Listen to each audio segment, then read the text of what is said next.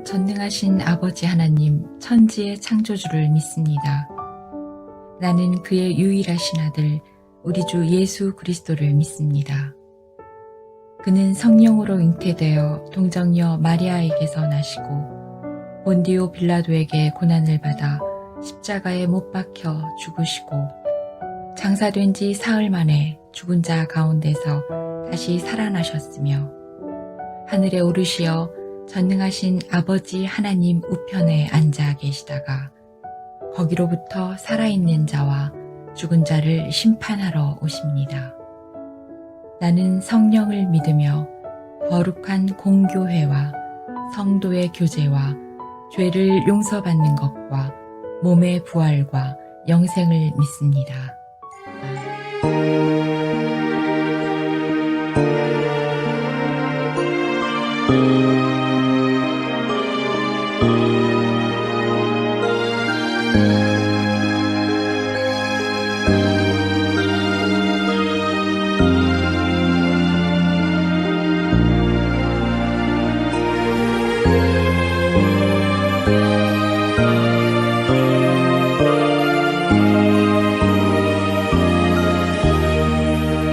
주님여 이 손을 꼭 잡고 가소서. 약하고 피곤한 이 몸은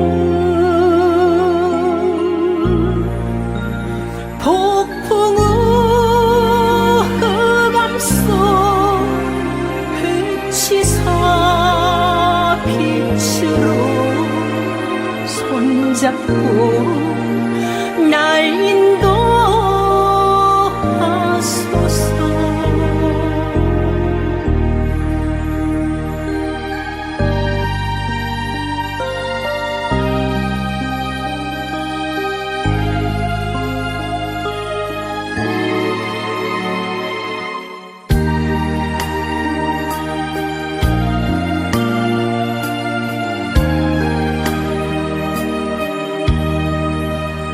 인생이 힘들고 고난이 겹칠 때 주님여 날 도와주소서.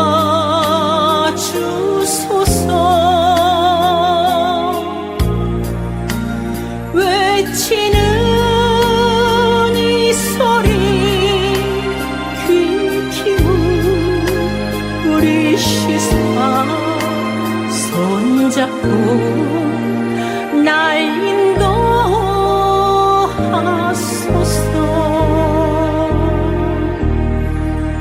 손잡고 날 인도하소서.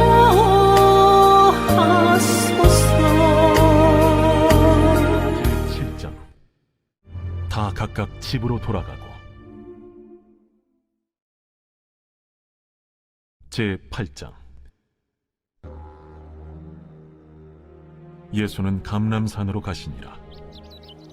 아침에 다시 성전으로 들어오시니 백성이 다 나아오는지라 앉으사 그들을 가르치시더니 서기관들과 바리새인들이 음행 중에 잡힌 여자를 끌고 와서 가운데 세우고 예수께 말하되 선생이여, 이 여자가 간음하다가 현장에서 잡혔나이다. 모세는 율법에 이러한 여자를 돌로 치라 명하였거니와 선생은 어떻게 말하겠나이까? 그들이 이렇게 말하면 고발할 조건을 얻고자 하여 예수를 시험함이로라. 예수께서 몸을 굽히사 손가락으로 땅에 쓰시니 그들이 묻기를 맞이아니하는지라. 이에 일어나 이르시되 너희 중에 죄 없는 자가 먼저 돌로 치라. 다시 몸을 굽혀 손가락으로 땅에 쓰시니 그들이 이 말씀을 듣고 양심의 가책을 느껴 어른으로 시작하여 젊은이까지 하나씩 나가고 오직 예수와 그 가운데 섰는 여자만 남았더라. 예수께서 일어나사 여자 외에 아무도 없는 것을 보시고 이르시되 여자여, 너를 고발하던 그들이 어디 있느냐? 너를 정죄한 자가 없느냐? 주여, 없나이다. 나도 너를 정죄하지 아니하노니 가서 다시는 죄를 범하지 말라. 요한복음 7장 53절에서 8장 21절은 꺽쇠로 되어 있습니다. 성경 번역본들에는 요한복음 7장 53절에서 요한복음 8장 11절이 꺽쇠로 되어 있습니다. 이는 사본학적 관점에서 보면 본문 자체가 오래된 사본에 존재하지 않았기 때문에 신뢰성이 떨어진다라고도 볼 수 있는데요. 상당한 의문점을 남기는 본문이라고 볼 수 있습니다. 부분 고대 사본에는 없고 중세 사본에 등장하는 것이 바로 오늘 본문입니다.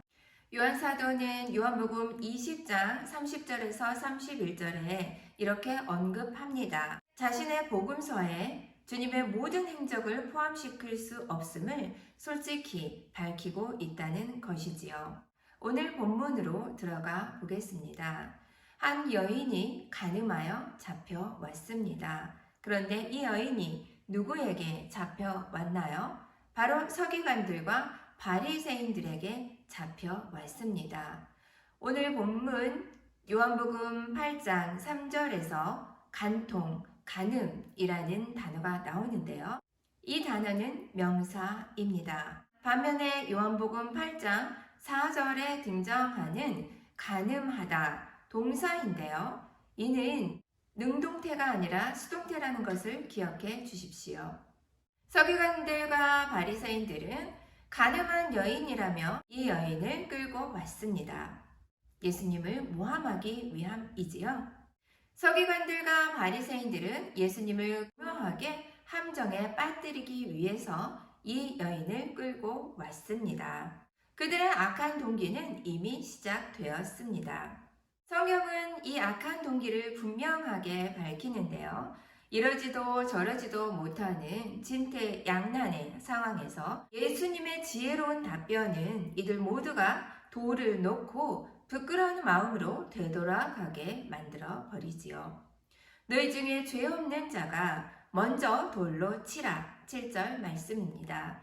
이 말씀은 모세 율법에 나온 증인의 원칙에 호소하는 말씀이지요.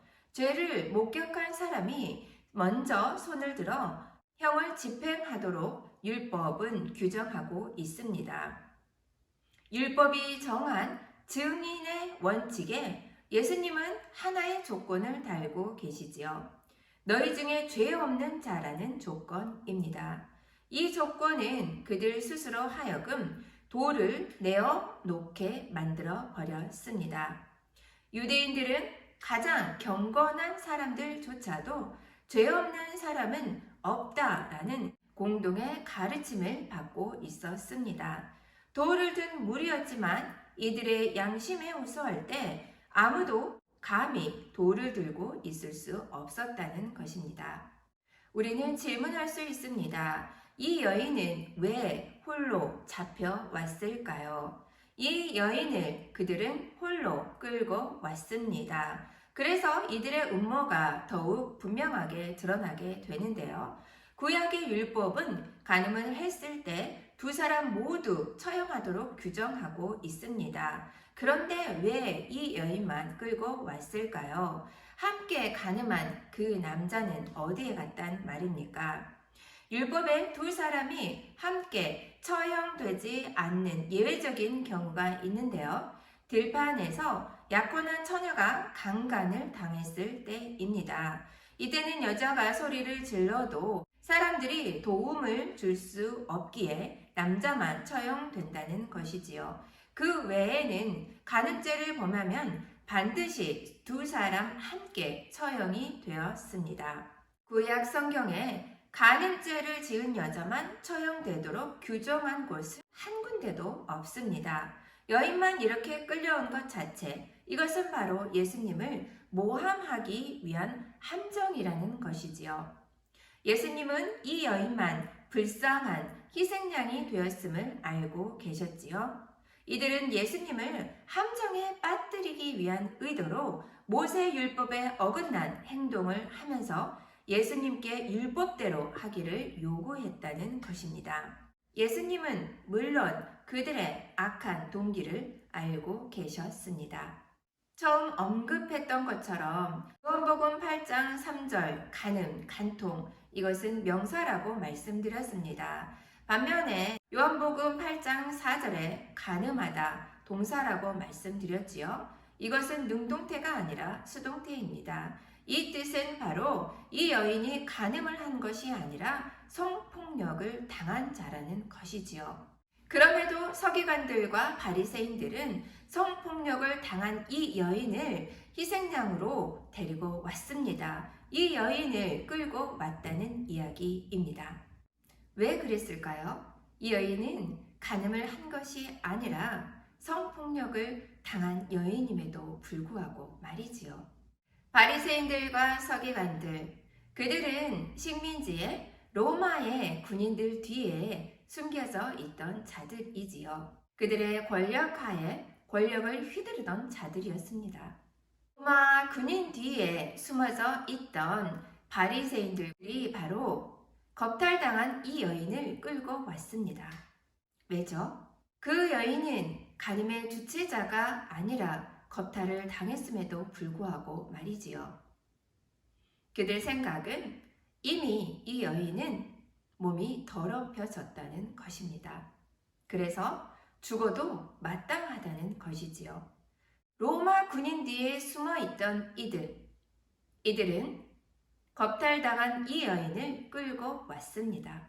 로마의 식민지에 있으면서 권력을 누릴 수 있었다는 것, 그것은 바로 로마 군인 뒤에서 그들이 권력을 누릴 수 있게끔 그들은 로마 군인의 앞잡이를 하고 있었지요. 겁탈당한 이 여인을 불쌍히 여기기는커녕 예수님을 모함하기 위해 겁탈당한 이 여인을 희생양으로 사용했던 바리새인들, 우리는 어땠나요? 옛날에 몽골로 끌려간 조선 여인이 최소 3,000명이 넘었는데요. 몽골인들은 조선 소녀들을 끌고 갔습니다. 3,000명의 소녀들은 중국을 탈출하여 조선에까지 오게 되지요. 엄마, 아빠, 가족이 너무도 보고 싶었기 때문입니다. 압록강을 건너 조선까지 도착했습니다. 그러나 몽골로 끌려갔던 조선 소녀 3,000명이 조선에 도착했을 때 그들을 부르는 말이 있었습니다. 바로 환향년이라는 말입니다.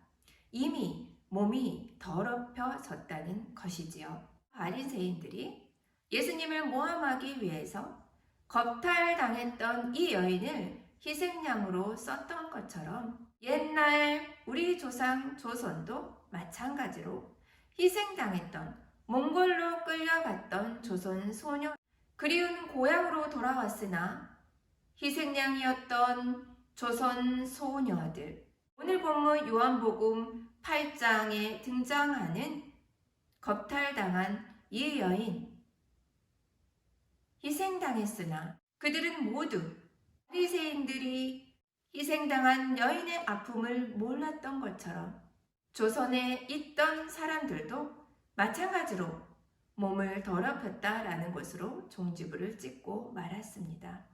너무도 아픈 현실이죠. 우리의 역사입니다. 간음이 아니라 겁탈당하여 온 이 희생양, 이 여인을 불쌍히 여기셨던 분 바로 누구셨습니까? 우리가 사랑하고 우리가 더 알고 싶은 사랑이 풍성하신 우리를 불쌍히 여기시는 예수 그리스도이십니다. 죄 없는 자는 돌로 쳐라. 아무도 돌로 이 여인을 칠 수가 없었습니다. 함께 기도합니다. 사랑과 은혜가 충만하신 하나님 아버지 감사합니다. 간음한 자가 아니라 겁탈당한 여인임을 아셨던 주님, 이 여인이 희생양이었다는 것을 아셨던 주님, 죄 없는 자들은 돌로 쳐라. 아무도 돌로 이 여인을 칠 수가 없었습니다. 1세기 이스라엘의 역사뿐만 아니라 우리나라의 아픈 역사 속에서도 겁탈당하고 성폭력을 당한 여인들, 그들의 마음까지도 더 아프게 한 것 누구였습니까? 죄 많은 죄인들이었습니다.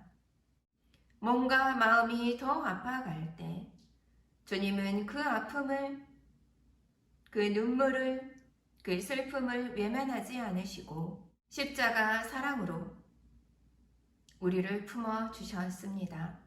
피해자임에도 불구하고 가해자로 둔갑시켜 돌로 치게 하는 이 상황을 보면서 지금 우리의 마음은, 우리의 동기는 어디에 있는지 물어봅니다. 우리나라뿐만 아니라 세계 각국에 성폭력의 피해자들이 너무도 많이 있습니다. 이들을 외면하지 않고 품어주시고 그들의 아픔을 알아갈 수 있도록 도와주시옵소서. 죄 없는 자들은 돌로 쳐라.